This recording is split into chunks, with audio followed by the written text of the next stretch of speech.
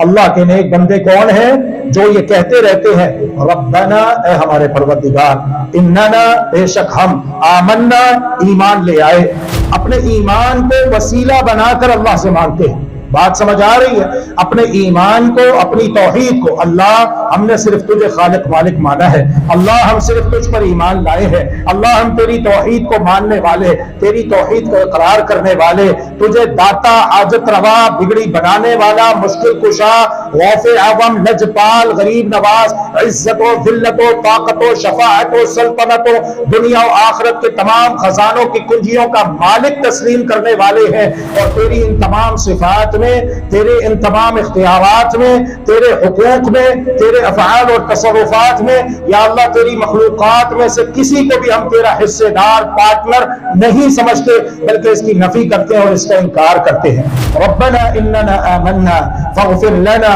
بس تو ہمیں بخش دے، اللہ تو ہمیں معاف فرما دے، فاغفر لنا ذنوبنا، ہمارے گناہوں کو بخش دے، وقنا عذاب النار، اور ہمیں آگ کے عذاب سے بچا لے۔